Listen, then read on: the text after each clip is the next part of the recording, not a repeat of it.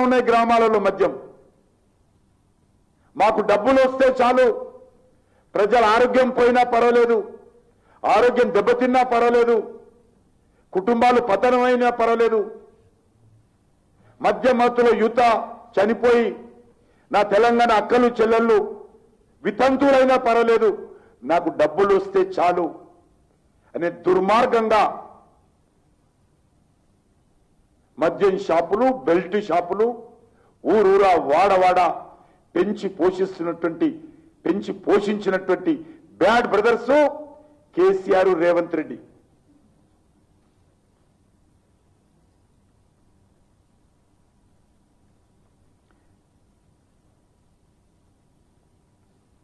దళితుని ముఖ్యమంత్రి చేస్తున్నటువంటి కేసీఆర్, దళితులకు 12 లక్షల రూపాయలు ఇస్తానన్నటువంటి రేవంత్ రెడ్డి, వీళ్ళిద్దరు కూడా బ్యాడ్ బ్రదర్స్. దళితులకు అన్యాయం చేసినటువంటి, దళితులకు మోసం చేసినటువంటి బ్యాడ్ బ్రదర్స్ కేసీఆర్, రేవంత్ రెడ్డి.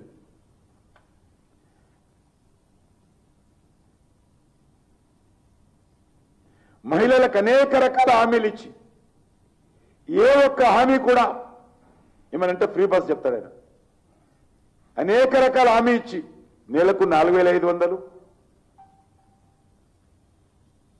తులం బంగారము, అమ్మాయిలకు స్కూటరు, పొదుపు సంఘాలకు వడ్డీ, ఏ ఒక్కటి అమలు చేయకుండా గతంలో కూడా పొదుపు సంఘాలకు వడ్డీ 1 రూపాయి చెల్లించకుండా మోసం చేసినటువంటి బ్యాడ్ బ్రదర్స్ కేసీఆర్, రేవంత్ రెడ్డి.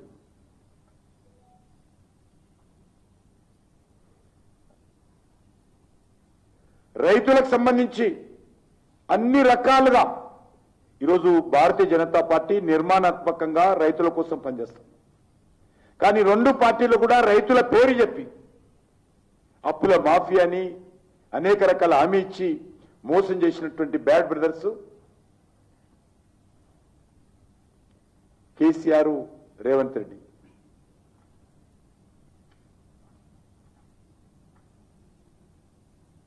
క్రిమినల్స్ను, ల్యాండ్ మాఫియాను, రియల్ ఎస్టేటర్స్ను బెదిరించడము, same to same, copy to copy bad brothers KCR, Revanth Reddy.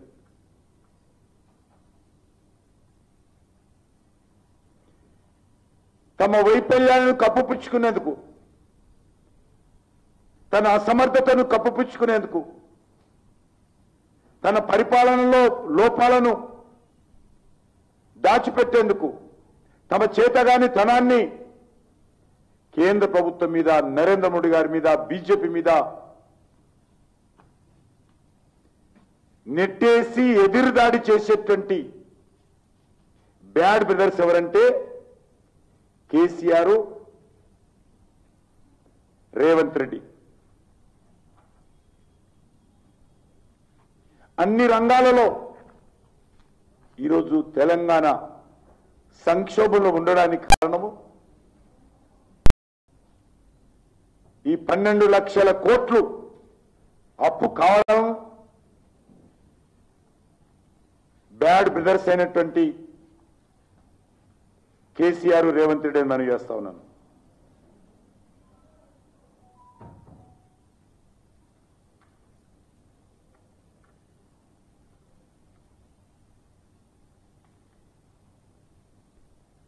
ఎవరికి ఎవరితో సంబంధాలు ఉన్నాయో తెలంగాణ ప్రజలకు తెలుసు.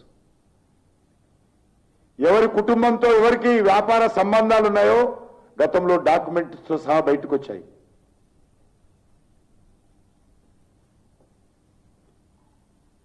బట్ట కాల్చి ముఖం మీద వేస్తామంటే తెలంగాణ ప్రజలు చూస్తూ ఊరుకోరు. వాళ్ళకిచ్చినటువంటి హామీల మీద నిలదీస్తారనే విషయం మనం చేస్తా ఉన్నాను. రాజకీయాలలో దేనికైనా ఒక పరిమితులు ఉంటాయి. ఈరోజు జూబ్లీహిల్స్లో ఏం జరుగుతూ ఉంది? మజ్లిస్ పార్టీ మద్దతు కోసం కాంగ్రెస్ పార్టీ వంగి వంగి సలాములు కొడతా ఉన్నారు. ఈ ఇద్దరు బ్యాడ్ బ్రదర్స్ కు మన తెలంగాణ దురదృష్టకరం ఇంకో బ్యాడ్ బ్రదర్ తయారయ్యాడు. ఆయనే అసదుద్దీన్ ఓవైసీ. ఈ ముగ్గురు బ్యాడ్ బ్రదర్స్ తెలంగాణ రాష్ట్ర రాజకీయాలను శాసించేస్తున్నారు. దుర్మార్గంగా, అన్యాయంగా.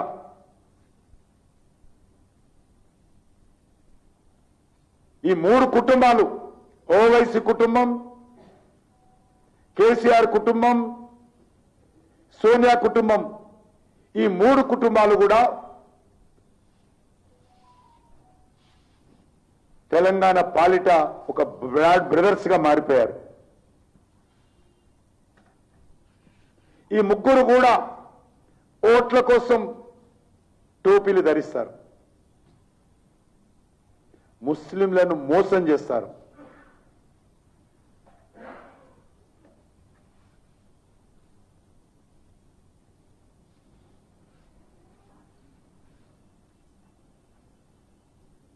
ఎందుకంటే రేవంత్ రెడ్డికి చాలా ఎక్స్పీరియన్స్ ఉన్నది. ఒక మజ్లిస్ పార్టీ తప్ప అన్ని పార్టీలలో తిరిగినటువంటి అద్భుతమైనటువంటి అనుభవం ఉంది ఆయనకు.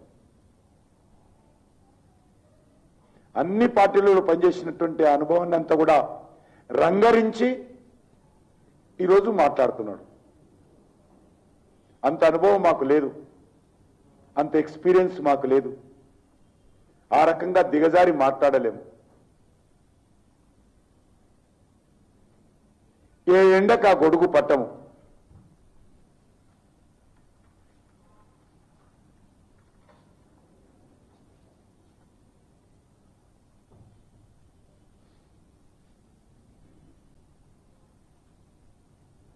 అసలు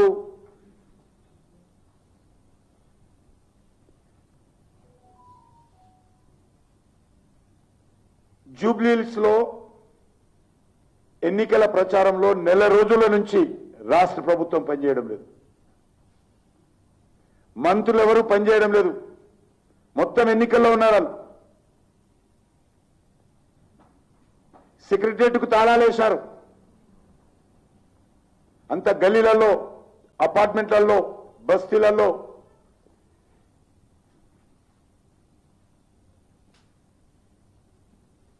ఈరోజు తిరుగుతూ డబ్బులు పంచుతున్నారు. ప్రచారం కాదు, డబ్బులు పంచుతున్నారు. బీఆర్ఎస్ పార్టీ, కాంగ్రెస్ పార్టీ పోటీలు పడతా ఉంది. అంగట్లో సరుకు కొన్నట్లుగా జూబ్లీహిల్స్ ప్రజలను కొనుగోలు చేసేటువంటి ప్రయత్నం రెండు పార్టీలు చేస్తా ఉన్నాయి.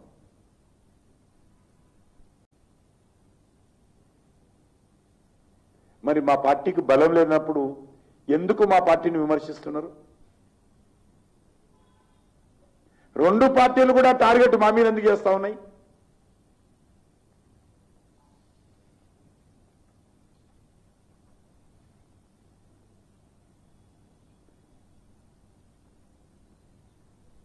ఈరోజు మరొకసారి మనవి చేస్తా ఉన్నాను.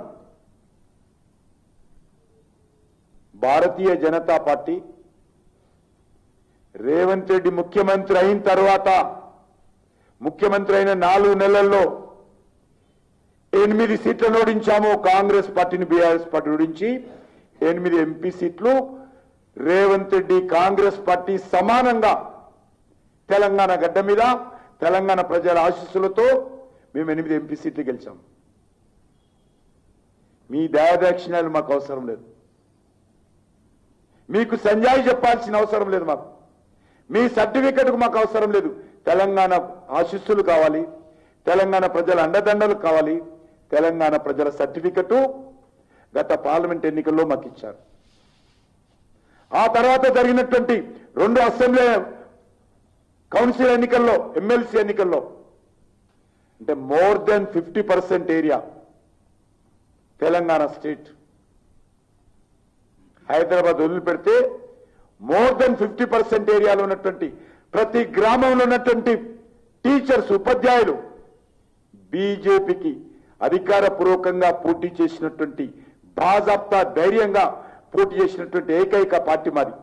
మా పార్టీకి ఉపాధ్యాయులు ఓటేశారు. హైదరాబాద్ వదిలిపెడితే మెజార్టీ గ్రామాలలో ఉన్నటువంటి పట్టభద్రులు 2కు 2 సీట్లు టీచర్స్ని గ్రాడ్యుయేట్స్ని ఆశీర్వదించి భారతీయ జనతా పార్టీకి ఓటేసినటువంటి చరిత్ర ఈ Telangana ప్రజలది.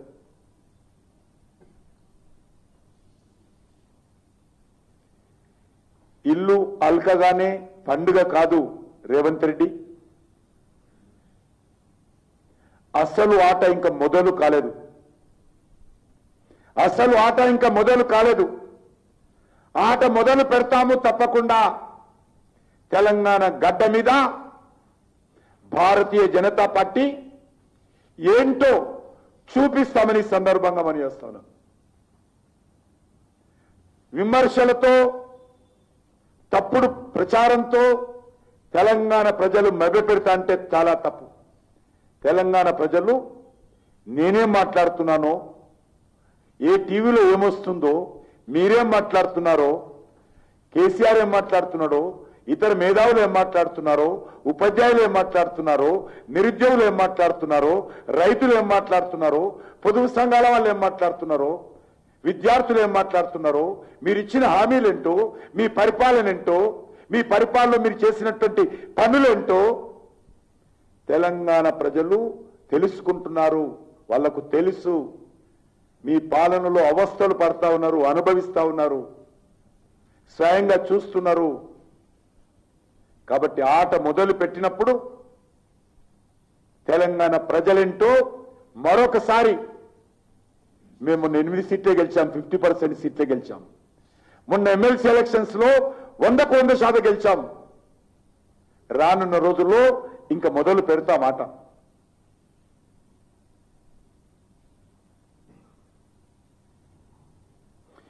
BRS party Congress party యొక్క కాళ్ల కింద భూమి కదలాలి. తెలంగాణ ప్రజలు ఒక్కసారి ఆక్రోశంతో చూస్తే మీ భూమి కదులుతుంది మీ కాళ్ళ కింద అని మనం చేస్తున్నాం. కాంగ్రెస్ పార్టీ సంగతి తెలంగాణ ప్రజలకు తెలియదా? 1200 మంది బిడ్డలు ఆత్మ బలిదానం చేసుకుంది మీ సోనియా గాంధీకి, మీ పార్టీ కాంగ్రెస్ కు వ్యతిరేకంగా కాదా? 4 కోట్ల మంది ప్రజలు సకల జనుల సమ్మె చేసింది మీ కాంగ్రెస్ పార్టీకి వ్యతిరేకంగా కాదా? వాళ్ళు సమ్మె చేసింది కేసీఆర్ కుటుంబానికి బానిసలుగా ఉండడానికి కాదు. 1200 మంది బిడ్డలు ఆత్మ బలిదానం చేసుకుంది కేసీఆర్ కుటుంబం తెలంగాణ మీద పెత్తనం చేయడం కోసం కాదు. కేసీఆర్ కుటుంబం ఒకటే బంగారు కుటుంబం కావడం కోసం కాదు. తెలంగాణ ప్రజల భవిష్యత్తు బాగుండాలని, తెలంగాణ బాగుపడాలని, తెలంగాణ అభివృద్ధి జరగాలని.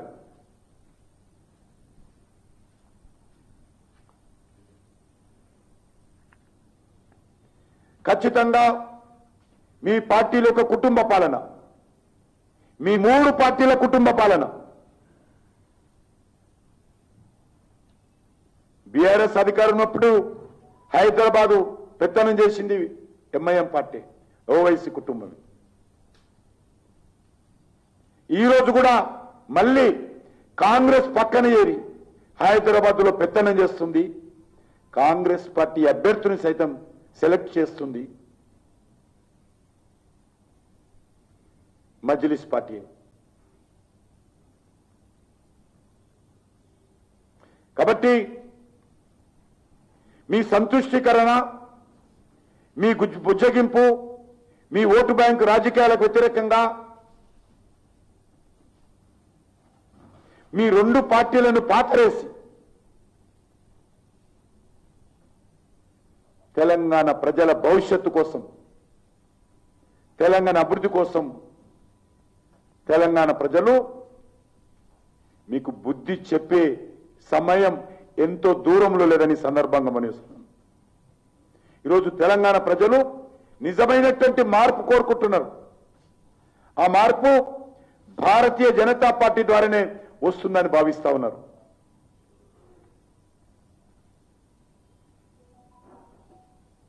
ఆయన మూసి ప్రక్షాళన గురించి మాట్లాడుతున్నారు. మజ్లిస్ పార్టీ నాయకుల భవనాల జోలికి వెళ్లరు, అధికార పార్టీ మంత్రుల భవనాల జోలికి వెళ్లరు, అధికార పార్టీ ప్రతిపక్ష పార్టీ ఎమ్మెల్యేల భవనాల జోలికి వెళ్లరు. రెక్కాడితే డొక్కాడనటువంటి 50 సంవత్సరాలుగా ఇల్లు కట్టుకొని చిన్న చిన్న దుకాణాలు ఇండ్లల్లో పనిచేస్తున్నటువంటి పేద ప్రజల ఇల్లు కూలగొడతామంటే ఊరుకుంటామా? దానికి మూసీకి అడ్డొస్తామా మేము? మళ్ళీ బరాబర్ చెప్తా ఉన్నాను, ఈరోజు ఇల్లు కూలగొట్టకుండా ఉన్న మూసీలో మీరు గోదావరి నీళ్లు పోస్తారా, కృష్ణా నీళ్లు తీసుకెళ్తారా, ఎన్ని టీఎంసీలో తీసుకెళ్తారో, నల్గొండలో ఏ రకంగా సస్యశ్యామలు చేస్తారో చేయండి. కానీ పేదవాడి పుట్ట కొడతామంటే, పేదవాడి గూడు కూలగొడతామంటే ఎట్టి పరిస్థితుల్లో భారతీయ జనతా పార్టీ కానీ, నేను కానీ, మా నాయకులు కానీ ఎట్టి పరిస్థితుల్లో ప్రాణాలకు తెగించి పోరాడతామని మనం చేస్తున్నాను. ఏం కథలు మాట్లాడుతున్నారా మీరు?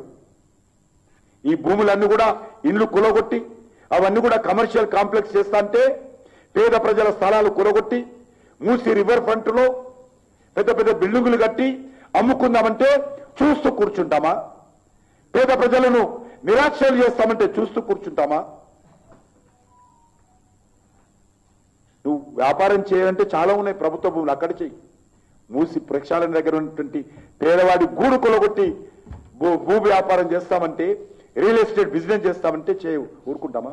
ఇప్పుడు కూడా మనం చేస్తా ఉన్నాను, ఎంతైతే మీకు భూమి కావాలో అంతే తీసుకోండి మూసి ప్రక్షాళన కోసం. కానీ పేదవాడు భూమి ఉన్నదిగా, వాడి నోరు లేదు కదా, వాడు అడిగేవాడు లేదు కదా.